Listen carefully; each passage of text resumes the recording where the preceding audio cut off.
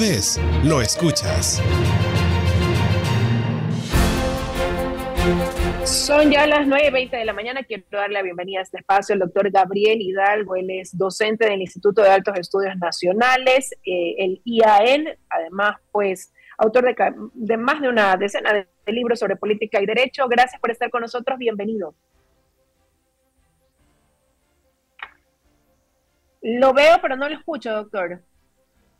No está muteado su micrófono, perdón que le interrumpa.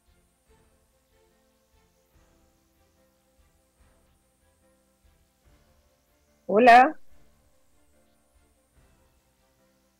¿Escucha?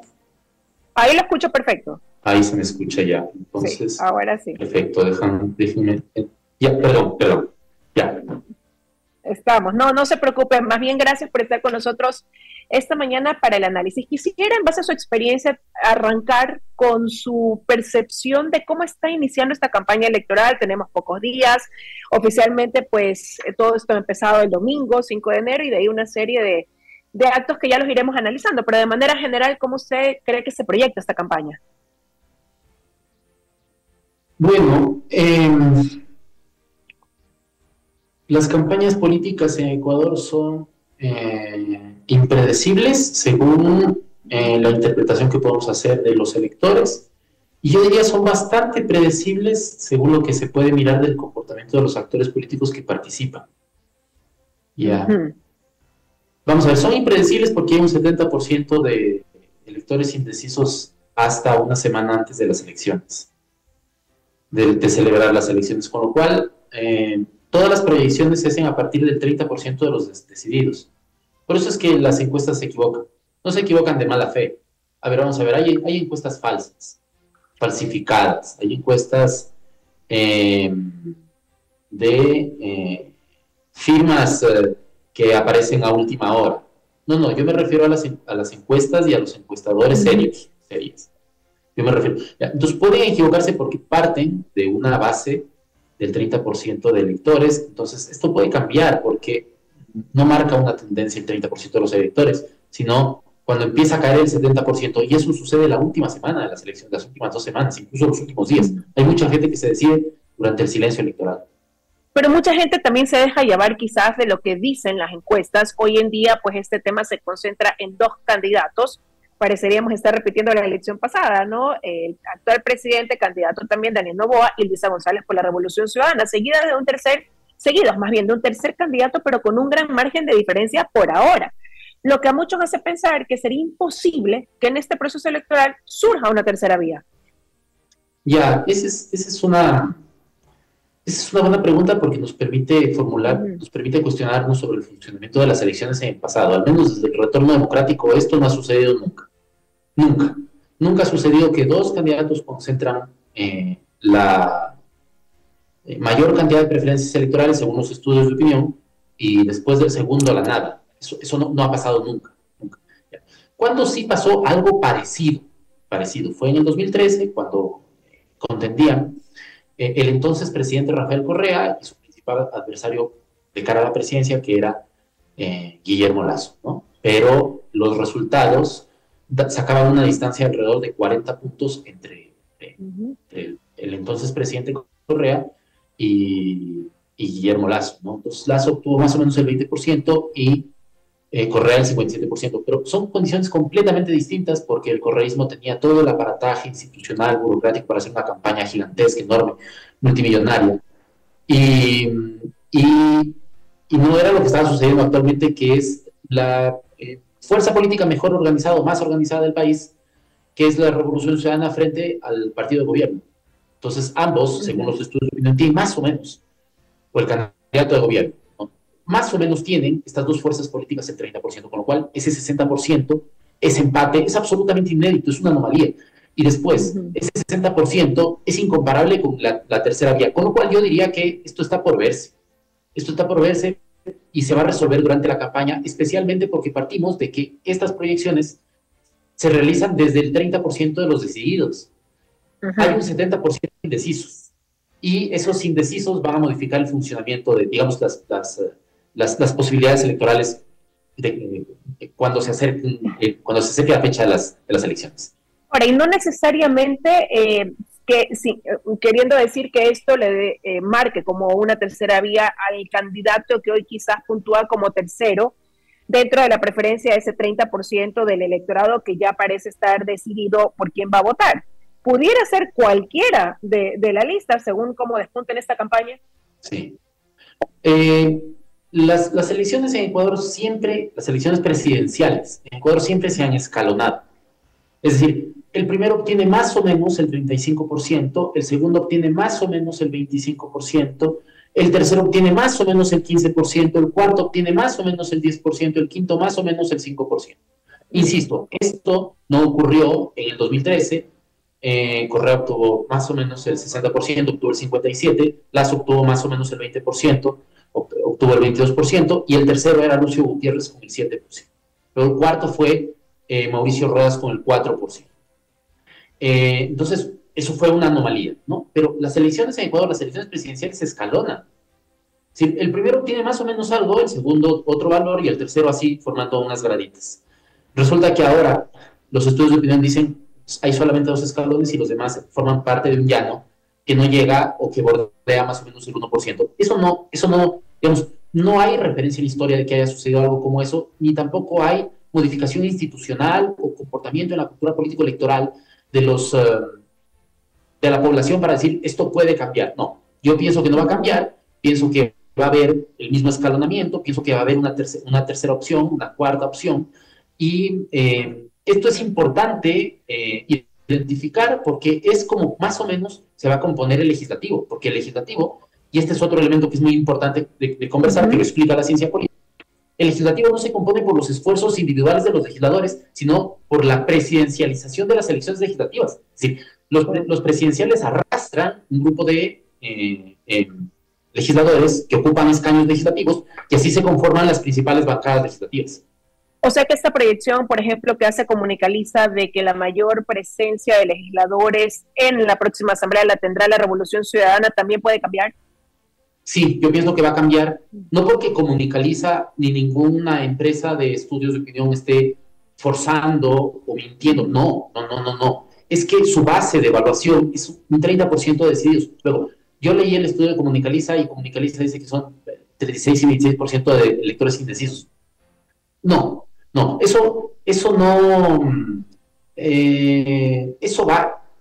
digamos, eso no tiene ratificación con lo que ha sucedido desde el retorno democrático. El Ecuador tiene esta característica, alrededor del 70% de electores no se decide sino es hasta el final. Luego, ¿de dónde obtiene esta información Comunicaliza? Bueno, habrá alguna explicación técnica y profesional y seria, por supuesto, pero, digamos, yo profesionalmente discrepo con esta información, no creo que haya 30% de electores, alrededor del 30% de electores indecisos. Me mantengo en la hipótesis de que hay alrededor del 70% de electores indecisos, que es lo que sucede siempre en todas las elecciones, y ese 70% va a modificar los resultados, con lo cual estos resultados preliminares tienen valor preliminar y todo puede ir cambiando por la presencia de, digamos, electores indecisos. Luego, también es cierto otra cosa, Liz, y a mí me parece fundamental mencionarla. ¿Cuántos candidatos, perdón, tenemos? 18, 17, 16, es que no lo sé, son demasiados. 16. 17, 16, ya, son demasiados. No tenemos 16 opciones. Los electores no tenemos 16 opciones.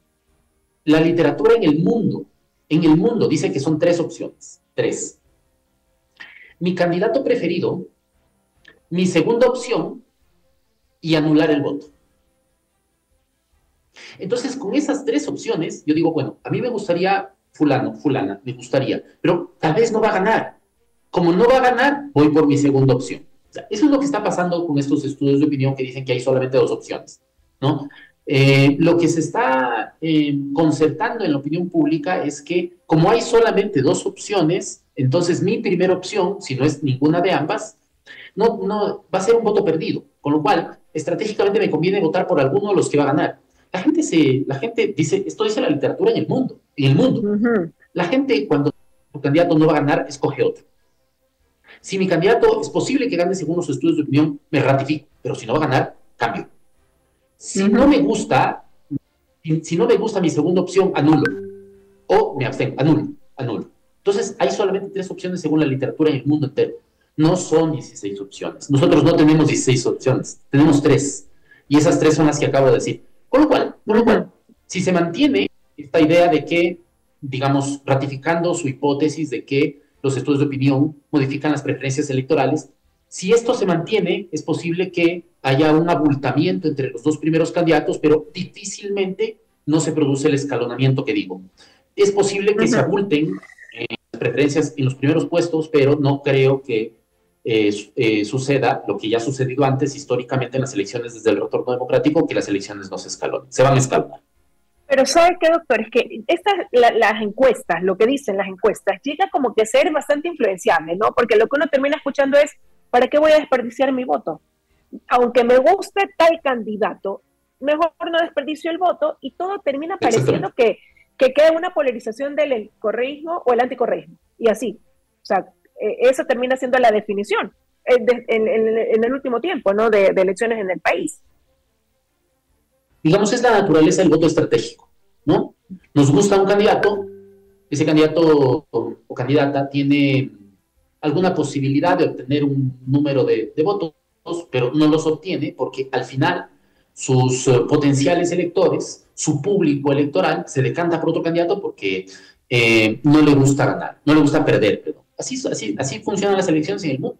No nos gusta votar por un candidato perdedor. Entonces, lo que está estabilizando en la opinión pública es que a partir de esos 2 candidatos todos los demás son perdedores.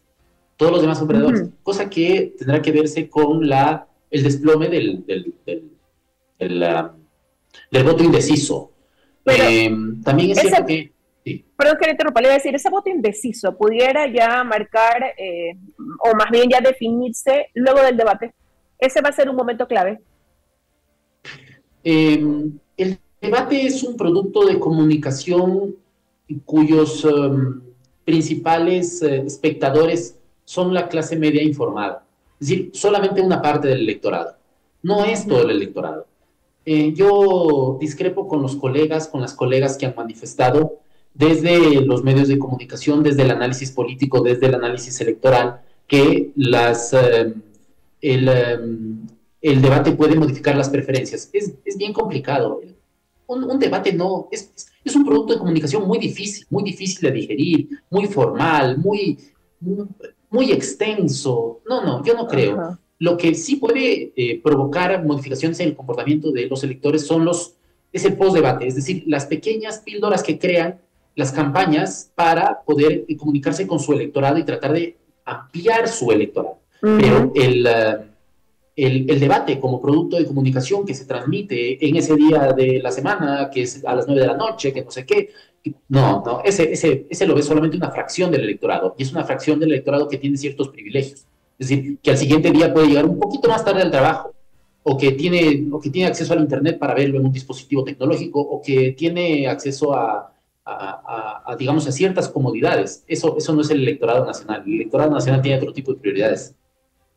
Pero usted bien lo ha resaltado, quizás lo que viene, ¿no? Ese post-debate es lo que llega a calar en una mayoría porque se potencia a través de redes sociales. Y hablar de eso también, la prevalencia de ahora el TikTok, la red social X, el Instagram, el Facebook, para poder llegar a amplificar ese mensaje. ¿Ese de ahí va a ser un recurso que en esta elección cobre más fuerza aún que en la anterior, cree usted? Pienso lo mismo de las redes sociales, lo mismo tengo una opinión, digamos, que puede sonar un poco estridente, pero las redes sociales, las tecnologías informáticas de la comunicación llegan a un público privilegiado, no llegan al gran público. Son influyentes, son importantes, pero no son lo más importante. Lo más importante es la capacidad de los actores de poder llevar su mensaje a las distintas partes del territorio, y para eso se necesita movilización, se necesita un gran despliegue de movilización. Por eso es que los candidatos con organizaciones políticas más disciplinadas y mejor organizadas y mejor financiadas tienen posibilidad de llegar a más partes en el territorio. No son las características del candidato, ni siquiera los elementos de su propuesta, sino las capacidades de su campaña, de poder llegar a más partes del territorio, de presentarse en más lugares, de poder asistir a más entrevistas en las localidades. Digamos, las redes sociales son importantes, pero no son lo más importante. Hay mucho ruido durante la campaña, hay muchísima información. Entonces la gente tiende a agobiarse, a hostigarse, y sencillamente no ven. Como tienen el aparato ahí a la mano, pueden pasar nomás la información y sencillamente no la ven. Algunos la verán, sí, por supuesto, pero no todos la ven. Con lo cual es una estrategia muy limitada, muy limitada. Las estrategias convencionales, las estrategias clásicas de movilización y de presencia, de expansión en territorio son las más eficaces. Esas son las más eficaces. Las redes sociales son todavía un elemento que está en evaluación. Y qué preocupante también lo que usted dice o señala, analiza, doctor, porque realmente necesitamos un electorado con madurez, responsable de ese voto, ¿no? Y eso es lo que muchas veces también lleva a pensar que es que el voto debería ser obligatorio, facultativo aquí en el país, porque realmente quizás muy pocos son los que se enfocan en analizar las propuestas, en ver la viabilidad de las propuestas, en comparar. Sigue siendo un voto más emocional de última hora que de producto o resultado de un análisis. Bueno, es que, digamos, los actores políticos presentan precisamente eso, ¿no? No presentan propuestas, presentan colores, presentan espectáculo, presentan ese tipo de cosas, ¿no? Y no presentan contenido, de tal manera que los consumidores de la política y de las elecciones tienen precisamente, digamos, se enfrentan a eso también, Los estudios de opinión dicen que la fractura correísmo-anticorreísmo no supera el 30%, con lo cual, digamos, ese eje también es poco útil, ¿no? La tercera opción seguramente aparecerá de eso, ¿no? Como ya sucedió en campañas pasadas, ¿no? Una tercera, una cuarta opción aparecen de rebasar ese eje correísmo-anticorreísmo. Es absolutamente innecesario, ¿no?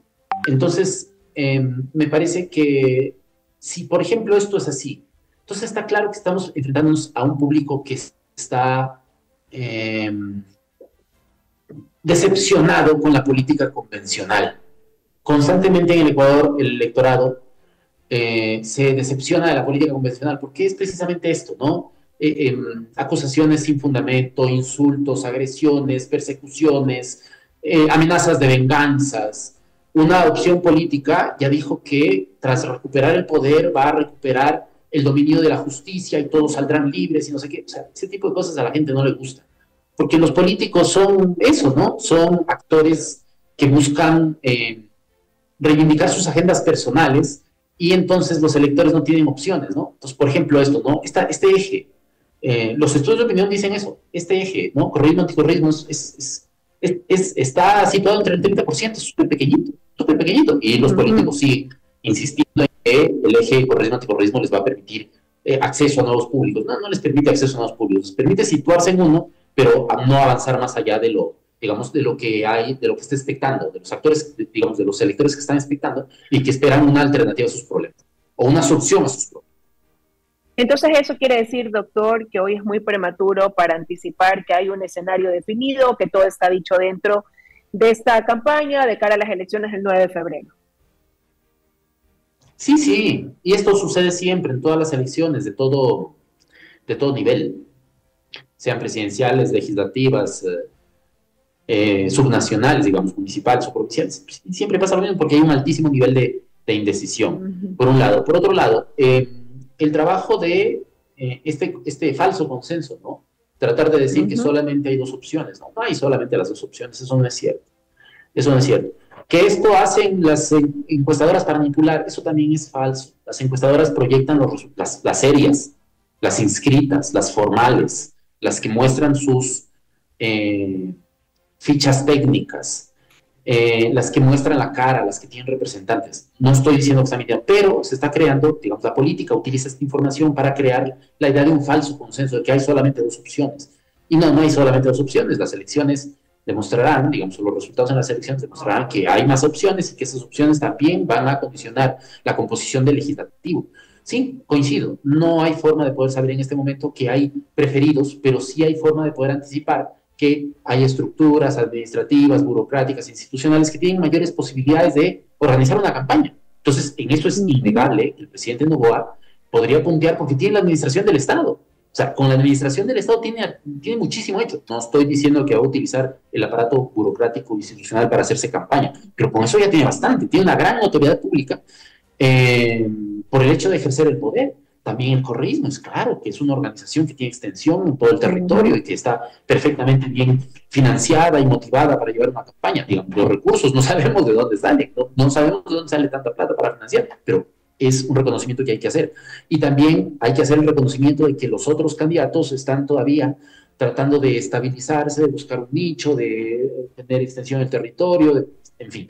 Este tipo de cosas tienen verificación en los estudios de opinión, ¿no? Pero lo que no tiene verificación, digamos, sobre lo que yo tengo una hipótesis alternativa con respecto a lo que se está manifestando, con respecto a esta bipolaridad, es que las elecciones nunca se han bipolarizado, sino que se han escalonado, y yo diría, esa es mi hipótesis. Se escalonarán, y escalonándose tendremos actores, digamos, en esas posiciones y una composición legislativa que sea acorde a estas preferencias. Quiero agradecerle, doctor Hidalgo, que haya estado esta mañana con nosotros con el análisis, dándonos su punto de vista sobre la proyección que tiene esta campaña electoral que está pues ya oficialmente en marcha. Que tenga un buen día. Un buen día, Liz, y a sus órdenes. Un abrazo para los amigos de WQ Radio. Igual para usted, hasta una próxima ocasión. Son las 9:41 de la mañana, nos vamos a una pausa y ya regresamos con más.